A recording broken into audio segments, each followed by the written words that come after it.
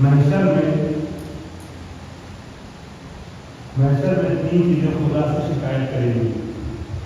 وہ قرآن کہ جو گھر میں ہوتا ہے مگر پڑھا نہیں کرتا، وہ گھر والوں کی شکایت اللہ سے کرے گا محشر میں کہ ہم اس کے گھر میں تھے، طاقوں کی زینت بنا رہا ہے قرآن میں، مگر اس نے کبھی اٹھایا نہیں، پڑھا نہیں. قرآن شکایت کرے گا گھر والوں کی کہ ہم گھر میں تھے، الماریوں کی زینت تھے، مگر وہ تازہ نہیں ہوتا تھا. اور بدتر وہ ہے کہ جس کے گھر میں قرآن ہو ہی نہ، بہت بدتر ہے. لیکن جس کے گھر میں قرآن ہے وہ پڑھے نہیں، اس کی شکایت قرآن کرے گا محشر میں.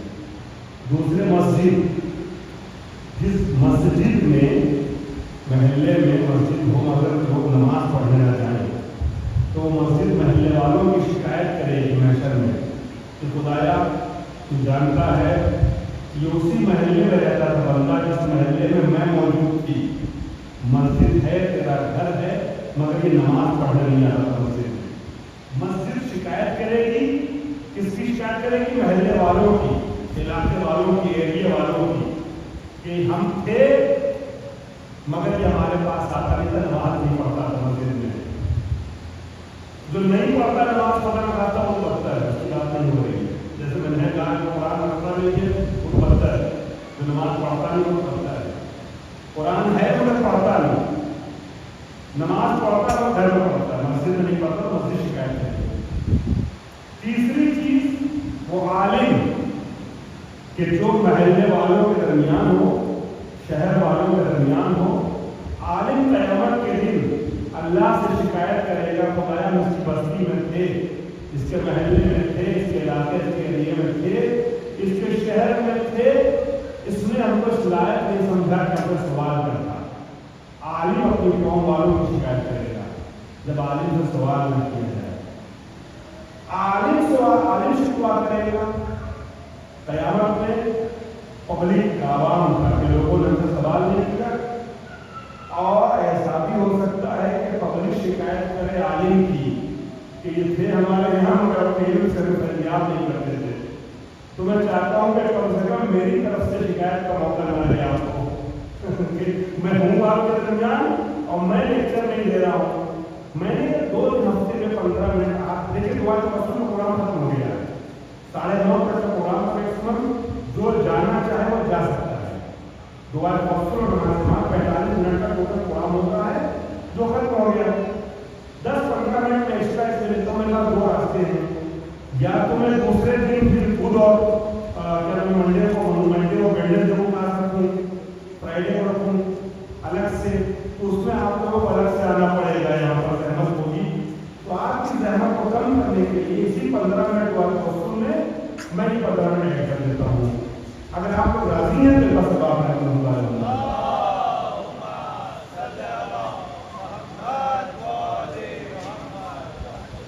حضرات. گزشتہ اعوذ باللہ من الشیطان الرجیم بسم اللہ الرحمن الرحیم میں نے 15 منٹ میں سے 5-6 منٹ آپ کا لے لیا تمہید میں، لہٰذا 5-7 منٹ میں بات کو مکمل کرنا چاہوں گا. گزشتہ ہفتے غسل کے بارے میں گفتگو کر رہی تھی. ہم نماز کے روزے کے مسئلے میں پہنچیں گے انشاءاللہ، لیکن میں نے آپ لوگوں سے اجازت دے دی ہے.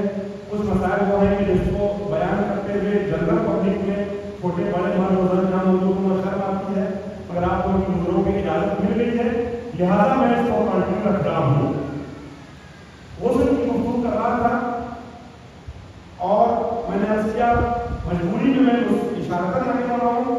کوئی سوال کرنا چاہے ادھر سے لکھ کر کے سوال کر سکتا ہے، آپ ایسے بعد میں سے سوال کر سکتے ہیں. تو میں ڈیٹیل میں آپ کو بیان کر سکتا ہوں جیسا کہ پچھلے ہفتے ہوا.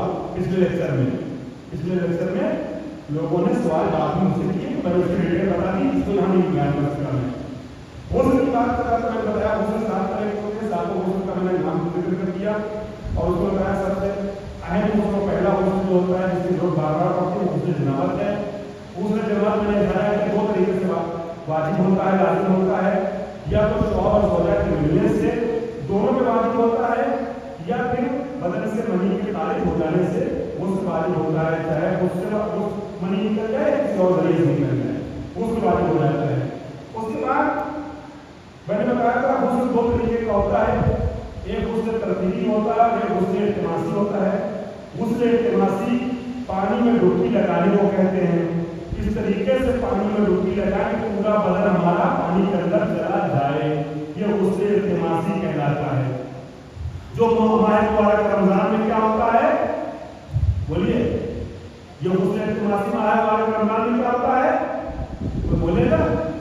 अभी रमजान आने वाला है, मुफ्तिरात के रोजा पढ़ेंगे ना, उसमें से एक रम्स गुस्ल इल्तिमासी हराम होता है। समंदर में डुबकी लगाना, तालाब में डुबकी लगाना, अपने यहाँ स्विमिंग पूल में डुबकी लगा लेना क्या होता है, हराम होता है रमजान में। सब आप दिन के रोजे की हालत में अगर घर में स्विमिंग पूल आपके है तो आप रात में वहाँ शौक निकालिए अपना, दिन के रोजे की हालत में सब वो नहीं सकते हैं, तो गुस्ल इल्तिमासी नहीं कर सकते। ठीक है, तो नहीं गुस्ल होता है, पानी में ऐसे पूरा डूब जाए इस तरीके से कि पाँव से लेकर गर्दन तक सारी चीजें सब डूब जाए, भीग जाए, पानी के अंदर चला जाए, ये गुस्ल इल्तिमासी है, एक ही बार में हो जाता है। और एक गुस्ल तरतीबी मैंने आपको बताया, इसलिए आपको बता चुका हूँ, सर्वप्रथम गाने से उसको रिपीट नहीं करूँगा। अब मैं कहूँगा कि वो चीजें आज का दर्स यहाँ से शुरू हो रहा है, वो चीजें जो मुजरिम पर हराम होती हैं, बहन भाई सब सुने, सबके लिए जरूरी है इस मसले को जानना कि हालत जनाबत का इंसान नजीस है।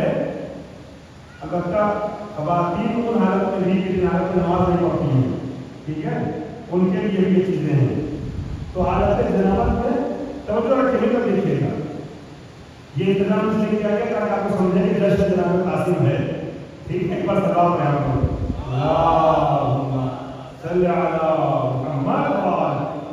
बात ये ना कि पोस्टर पर गलत लिख दिया गया था, ठीक है, इसलिए इंतजाम किया गया।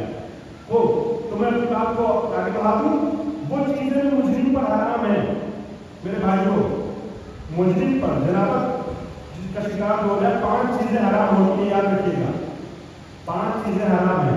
नंबर 1, अपना हाथ टच करना या बदन का कोई हिस्सा कुरान की आयतों पे सफ़े पे टच करना।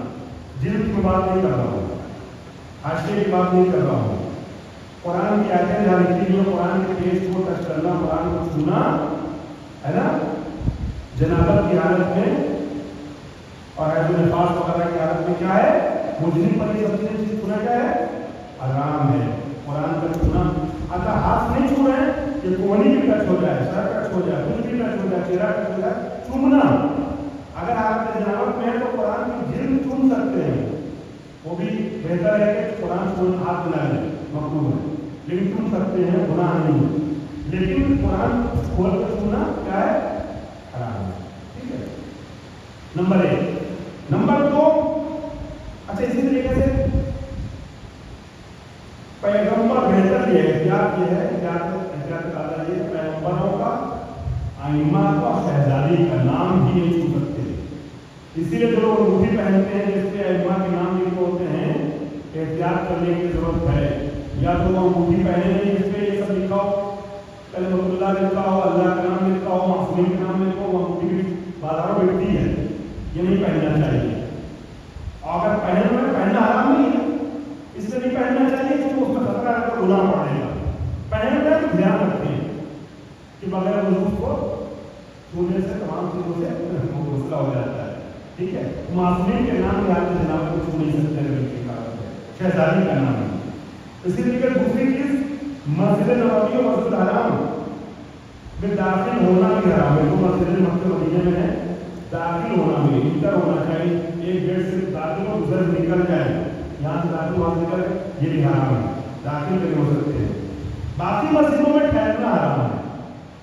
बाकी मस्जिदों में जैसे आपके शहर मस्जिद होती है, उस मस्जिद वहाँ ठहर नहीं सकते हैं, वहाँ कुछ चीज़ रख नहीं सकते हैं, वहाँ से कुछ उठा नहीं सकते हैं। लेकिन मस्जिद नबवी मस्जिद हराम में क्या है, आप गुजरना भी क्या है, हराम है। ठीक है, बाकी मस्जिदों से गुजर गए, गुजर का मसला नहीं है, लेकिन ठहर नहीं सकते। यहाँ इन दोनों मस्जिदों में ठहरना भी और गुजरना भी यहाँ से हराम है। तो और इसी तरीके मैंने 2-3 चीज़ें बयान करनी है आपको। पहला मैंने कहा बदन का टच होना कुरान में, दूसरा मतलब हराम ठहरना, तीसरा मतलब हराम नबवी के अलावा दूसरों مسجد حرام سے گزرنا، مسجد حرام سے گزرنا. نمبر 3 کسی اور مسجد میں ٹھہرنا، ٹھیک ہے. اور نمبر 4 کسی اور مسجد میں کچھ رکھنا یا اٹھانا، یہ بھی پرہیز کرنی ہے. نمبر 5 قرآن مجید کی 4 سوریں ایسی ہیں جن سوروں میں ایک آیت ایسی آتی ہے جس پر سجدہ واجب ہوتا ہے. وہ آیت پڑھیں گے تو سجدے میں جانا لازم ہو جائے گا. میں بتا رہا ہوں کون سی 4 سوریں ہیں. تو ان آیتوں کا پڑھنا کیا ہے؟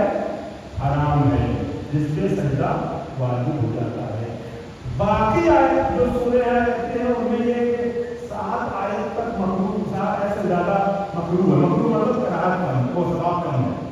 باقی قرآن کی نبی ثابت ہے نا، تو قرآن کی باقی آیتوں کو 7 سے زیادہ نہ پڑھے بہتر ہے. اس کو کر کے پڑھیں، آپ ہو کے پڑھیں.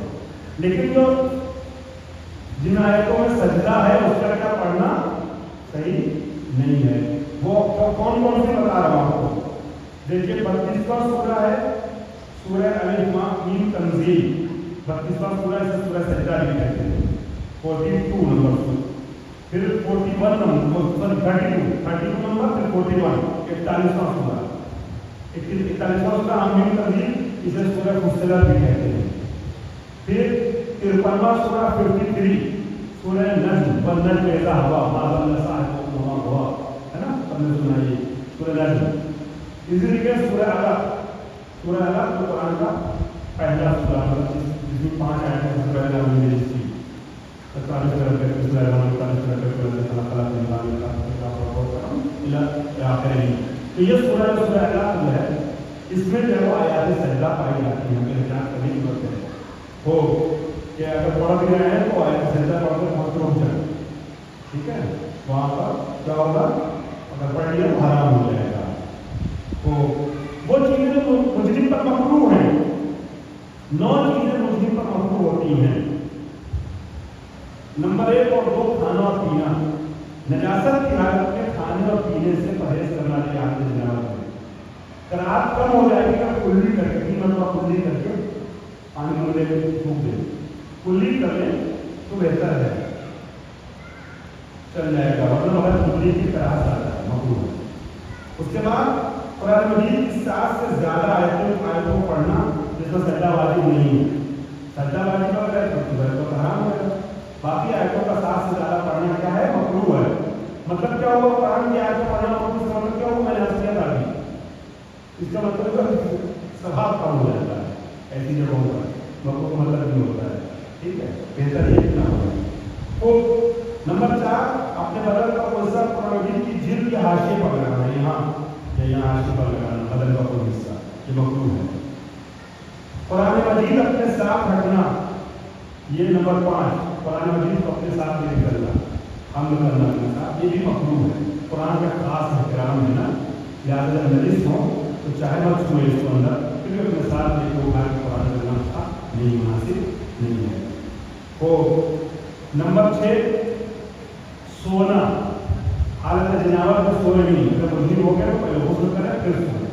لیکن ہاں اگر سونا ہو تو اگر وضو کر رہے ہیں، وضو نہیں کر پا رہے ہیں تو وضو کر کے سوئیں تو قرأت کم ہو جاتی ہے. نمبر 7 مہندی یا اس سے ملتی جلتی چیز سے تیزاب کرنا، کلر کرنا، مہندی نہیں لگانا حالت جنابت میں. اس کے بعد بدن پر تیل ملنا، مالش کرنا، یہ سبھی کیا ہے؟ مکروہ ہے.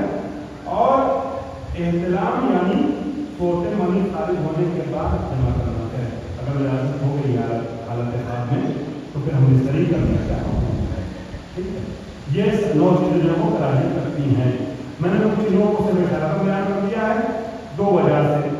کچھ حالات کی وجہ سے ساری چیزیں کلیئر نہیں ہو سکتی ہیں، اور کچھ یہ ہے کہ وقت کو دھیان رکھتے ہوئے. لہٰذا اگر کسی کو سوال کرنا ہو تو آپ لوگ ڈائریکٹ مجھ سے بات سوال کر سکتے ہیں.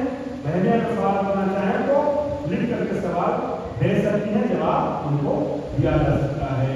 تو آپ کو دعوان اللہ رب العالمین. میرے خیال سے میں نے بہت زیادہ لے لیا ہے، لہٰذا آپ لوگوں سے معذرت چاہوں گا. مبارکباد پڑھتے ہوئے جیسے کا اختتام کرنا ہے. بسم اللہ الرحمن الرحیم.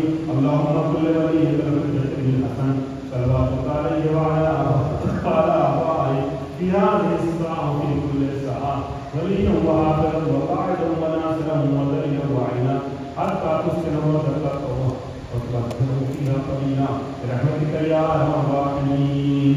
اللهم صل على محمد وعلى آل محمد. السلام عليكم.